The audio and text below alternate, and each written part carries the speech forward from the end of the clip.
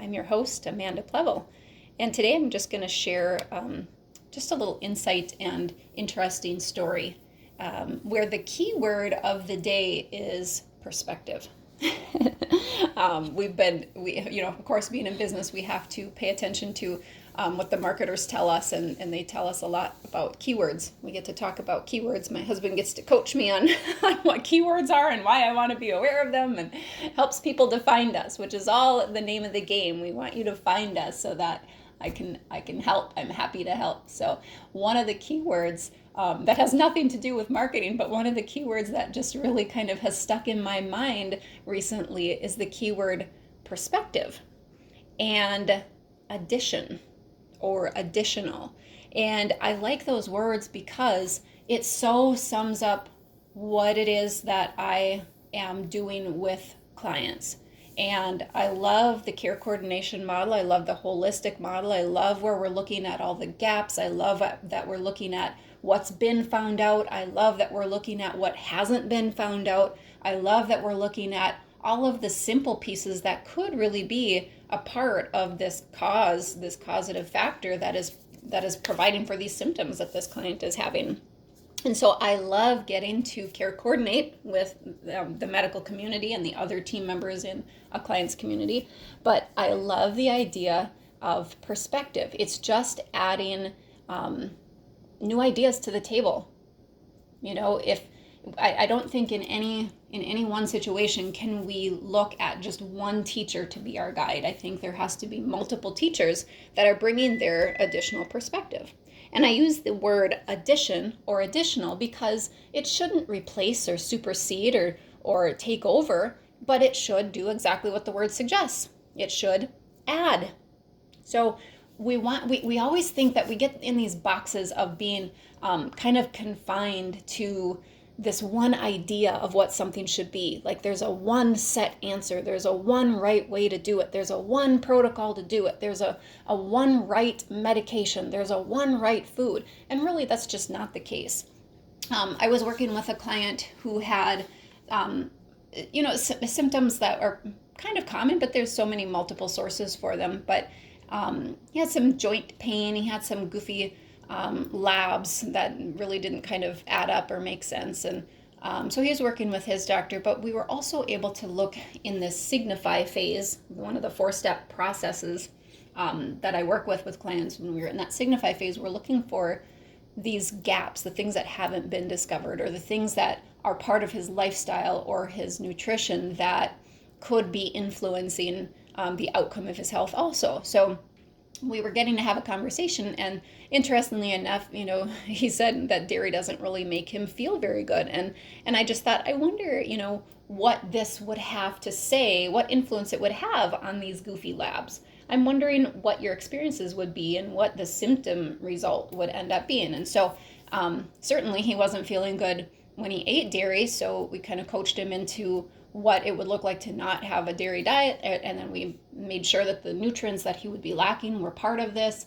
And sure enough, interestingly, not only did he feel better, which big surprise, he doesn't feel good when he eats dairy, so of course he's going to feel better, but some of the other things changed. His lab scores changed and went back into normal limits, and the joint pain that he had been feeling, he thought, I'm too young for arthritis, but that's what he was feeling. And that joint pain, that sensitivity, that tenderness, really in his skin and in his bones, he said was better. And so he decided that this was something he was going to do longer term. We came up with more of a nutritive approach to make sure it wasn't just an elimination diet, but that it encompassed all of his need, his whole health needs. So I just thought that was a really interesting perspective for him. If he hadn't gotten this additional perspective, what would have happened with those lab scores that were outside of normal limits? That's a clue, that's a cue for us that something is a signal that's signaling us to some kind of distress or an alert of some sort. So our biggest places, our easiest places, and certainly a place that I can fill in, is to look at what we have, the simple things, what we have at hand right now, our foods, our thoughts, our lifestyle, our habits. What are the things right now that could be a possible influence? And if we improved on those, would it be something that would change some of the things we're not so happy about? So he was a really interesting perspective. We have another client who definitely needed some perspective because the diagnosis she had and the symptoms she was dealing with happened to be blood clots, which can be very scary. And so she was dealing with a lot of fear. It definitely was time to have some more perspective because this is a great case where obviously she wasn't going to ignore the recommendation for pharmaceutical and medical help. That was absolutely necessary, but it certainly wasn't doing her any good to function every day in this state of fear and worry. So, this is a great place for another team member to come in, another person with perspective that can add to the puzzle. So, whether that's a counselor or a coach or a lifestyle coach or someone like me that's, kind of health guiding, health coaching through some additional ideas. And so, I love that in her case, the perspective that I provided was more, my mind was remembering all of my education. And I love that I have all of this education behind me so that I can understand the science. I can understand, from my naturopathy education, I can understand systems and functioning. And I love my nutrition education because I can really understand what role certain nutrients have to play in this. And I love just my understanding of systems in general as I was getting all of these naturopathic and holistic training classes and all of these biochemistry classes and anatomy. And I thought, woohoo, I put all those school loans to use. This is great. So I'm thinking of all of this, like understanding why blood clots happen and understanding that when a blood vessel has an injury or a wound, we have a natural, I love this part. Here's my psychoneuroimmunology training coming in. There's always a reason. Your body, your cells are always doing what they're doing to protect you.